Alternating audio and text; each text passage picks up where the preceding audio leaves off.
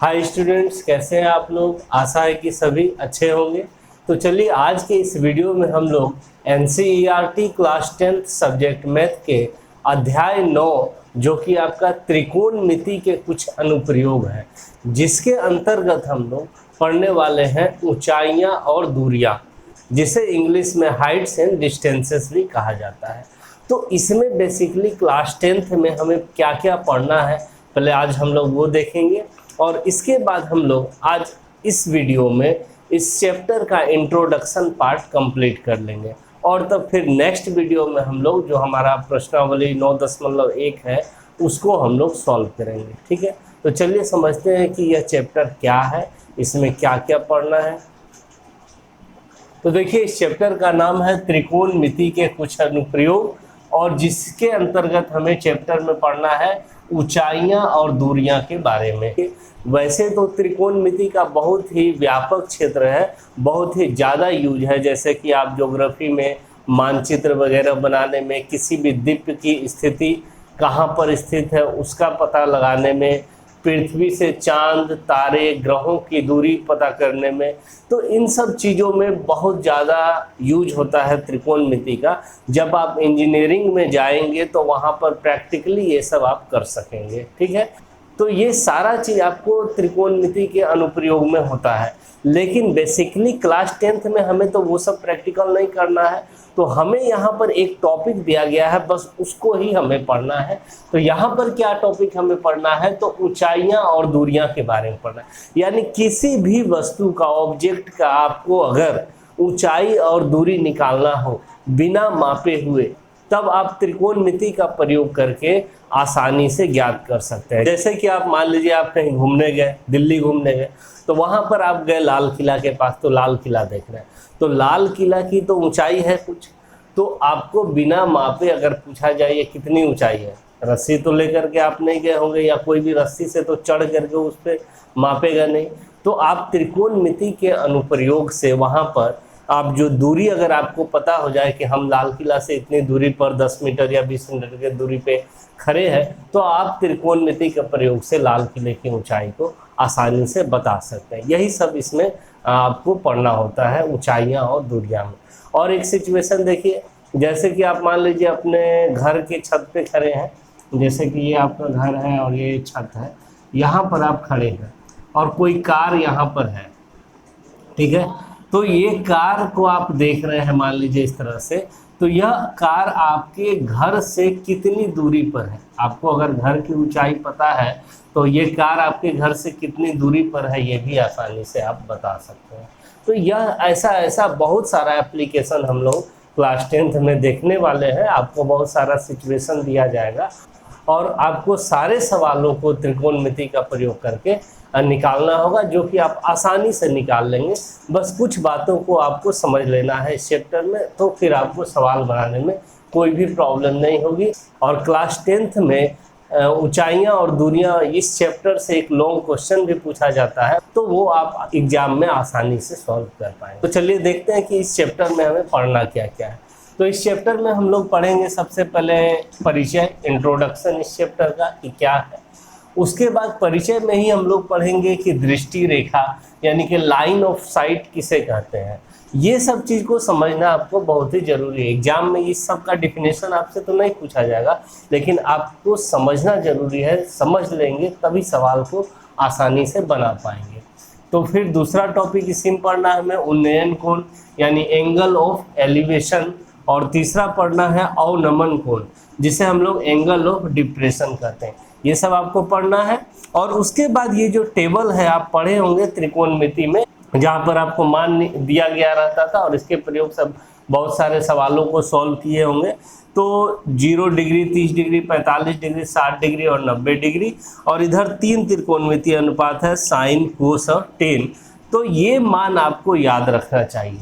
वैसे तो आपका 6 त्रिकोणमितीय अनुपात होता है, साइन, कोस, टेन, कोट से, कोस से, किसी का भी आप प्रयोग कर सकते हैं ज़रूरत के अनुसार। लेकिन चूंकि इसी तीनों का व्युत्क्रम बाकी तीनों होता है और आगे, तो आप उस तीनों का प्रयोग न करके सिर्फ इसी के प्रयोग से आप इसके सवालों को आसानी से सॉल्व कर पाएंगे। इसीलिए मैंने 3 ही लिखा है। ठीक है। तो ये 3 आपको याद रखना चाहिए।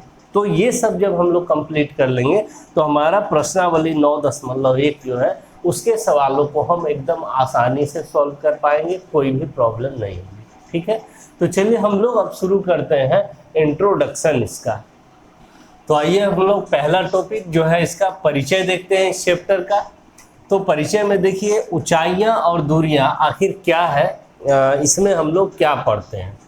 तो ऊंचाइयां और दूरियां गणित की वह शाखा है जिसमें त्रिकोणमिति के प्रयोग से किसी भी वस्तु की ऊंचाई और दूरी के बीच संबंधों का अध्ययन किया जाता है। तो देखिए कि यह जो चैप्टर है हमारा, यह गणित का ही शाखा है, ब्रांच है। तो इसमें हम लोग त्रिकोणमिति के प्रयोग से कोई भी वस्तु हो, जैसे कि टावर हो, पहाड़ हो, तो इन सब का दूरी और ऊंचाई के बीच में संबंध ज्ञात कर सकते हैं। यानी कि अगर आपको दूरी पता हो, आप मान लीजिए कोई टावर है, जैसे इस तरह से ये भी एक टावर है और आप यहाँ पर खड़े हैं और आपको मान लीजिए कि यह दूरी पता है, x मीटर के दूरी पर है, मान लीजिए 10 मीटर 20 मीटर, ठीक है।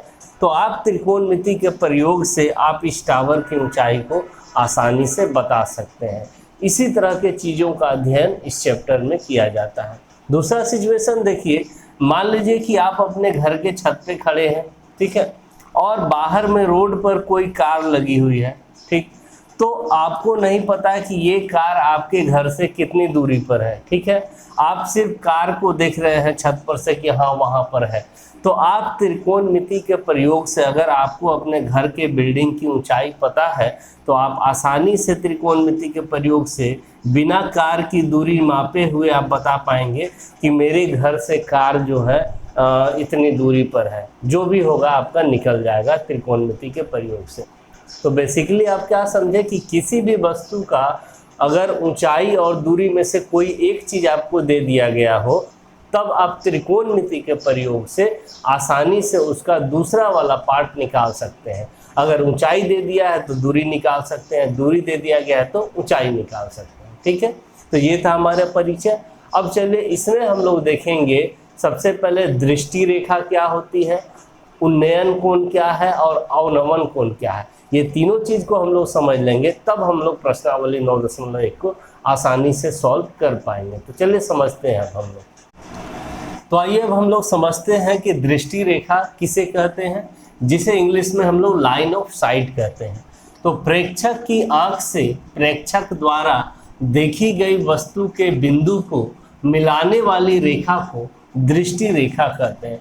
तो यहाँ प्रेक्षक क्या है, प्रेक्षक यानी कि ऑब्जर्वर, जो किसी वस्तु को देख रहा होता है, जो भी इंसान, वो उस सवाल, वो उस सिचुएशन के लिए प्रेक्षक हो जाता है। जैसे मैं किसी वस्तु को अगर अभी देखूंगा तो मैं प्रेक्षक हो जाऊंगा, अगर आप किसी वस्तु को देखते हैं तो आप प्रेक्षक हो जाएंगे। तो जो भी वस्तु को देखने वाला इंसान होगा वो उस सिचुएशन के लिए प्रेक्षक हो जाएगा, ठीक है। तो प्रेक्षक जो होगा वो किसी भी वस्तु को देखेगा तो उसके आंख से समझिए कि एक इमेजिनरी लाइन, काल्पनिक रेखा जाएगी, उस वस्तु के बिंदु से टकराएगी, ठीक है। तो जो आपका रेखा बनेगा उसे ही हम लोग कहते हैं दृष्टि रेखा। उस रेखा को समझते हैं हम लोग एक चित्र से। जैसे कि मान लीजिए कि यह आपका ज़मीन है, धरातल है, यहाँ पर मान लीजिए कोई एक टावर है, इस तरह से बना हुआ एक बहुत ही ऊंचा टावर है, ठीक है, और एक आदमी यहाँ पर है, समझ लीजिए। तो यह आदमी जो है टावर के जो सबसे ऊपर में जो पॉइंट है उसे ये देख रहा है, इस तरह से समझिए, ऊपर की ओर देख रहा है, ऐसे गर्दन ऊपर उठा करके। तो यह जो लाइन बना आपको, इसका आँख और इस टावर का जो ऊपरी बिंदु है, इसे ही हम लोग दृष्टि रेखा कहते हैं। समझ में आ गया होगा।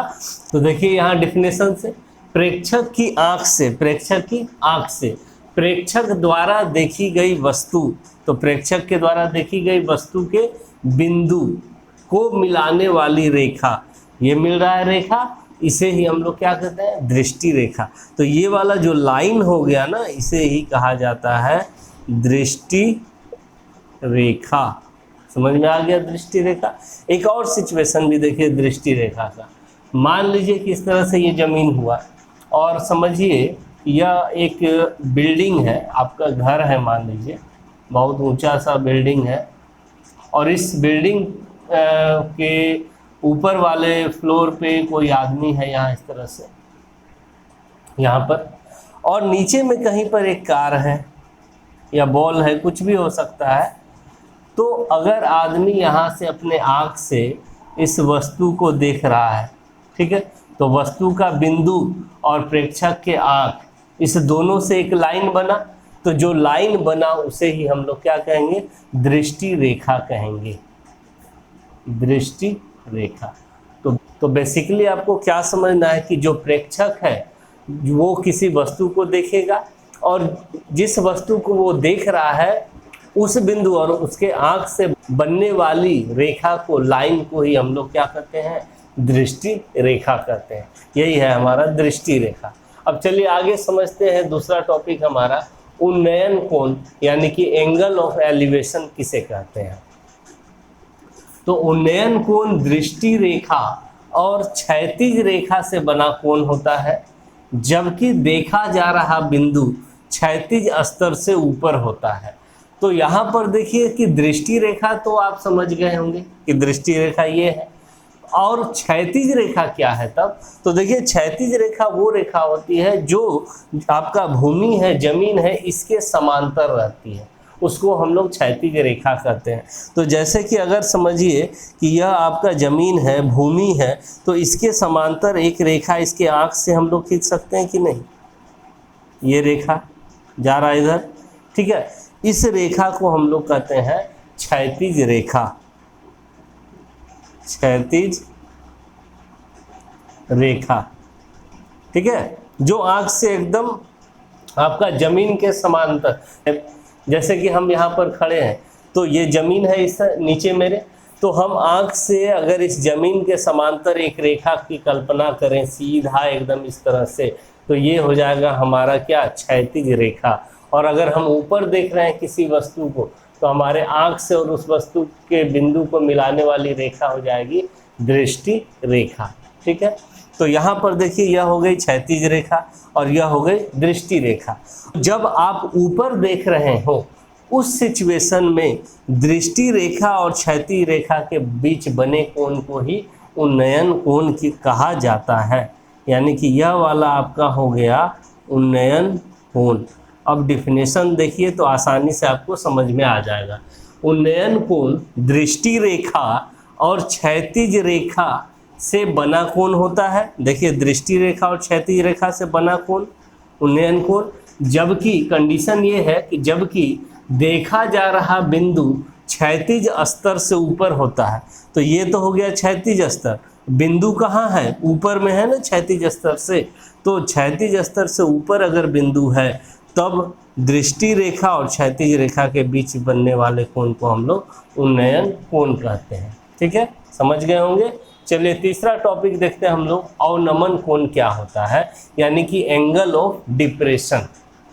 देखिए अवनमन कोण दृष्टि रेखा और क्षैतिज रेखा से बना कोण होता है, जबकि देखा जा रहा बिंदु क्षैतिज स्तर से नीचे होता है। इसमें क्या था, देखा जा रहा बिंदु क्षैतिज स्तर से ऊपर, और अवनमन कोण वाले सिचुएशन में जो आपका बिंदु होता है वह क्षैतिज स्तर से नीचे होना चाहिए। तो चलिए इसको देखते हैं।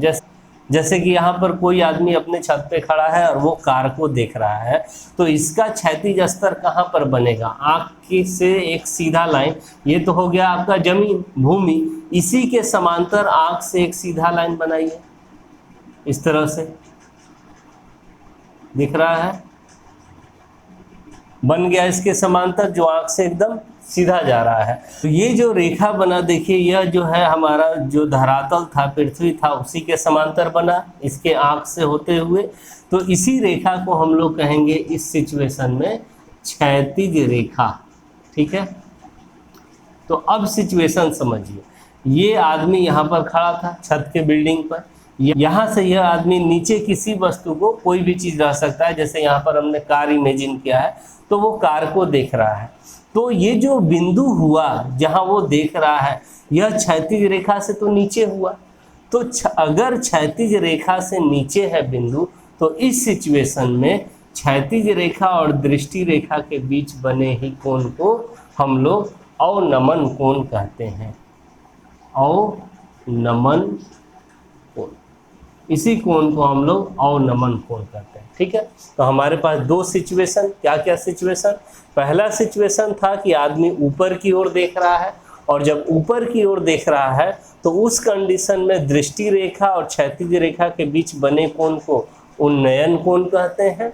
और दूसरा कंडीशन, जब आदमी नीचे की ओर देख रहा है तो उस कंडीशन में दृष्टि रेखा और क्षैतिज रेखा के बीच बने कोण को अवनमन कोण कहते हैं। तो यही था हमारा उन्नयन कोण और अवनमन कोण। तो आशा है आप लोग अच्छे से समझ लिए होंगे इस टॉपिक को। तो अगर आप इसे अच्छे से समझ लिए हैं तो आपके पास अब बस एक छोटा सा काम ये बचा कि आप त्रिकोणमिति में साइन कोस 10 का 0 डिग्री, 30 डिग्री, 45, 60 और 90 डिग्री का जो मान है उसे भी याद कर लें। ये मान आप लोग त्रिकोणमिति में पढ़ चुके हैं। तो उसी के प्रयोग से अब हम लोग प्रश्नावली 9.1 में जितना भी सवाल आएगा उसे हम लोग आसानी से सॉल्व कर लेंगे। तो चलिए अब हम लोग नेक्स्ट वीडियो में प्रश्नावली 9.1 के सवालों को सॉल्व करेंगे। ये वीडियो अगर आप लोगों को अच्छा लगा हो, ये टॉपिक समझ में आया हो तो ज़रूर एक लाइक करें, शेयर करें अपने फ्रेंड्स के साथ और मेरे चैनल को भी सब्सक्राइब कर लें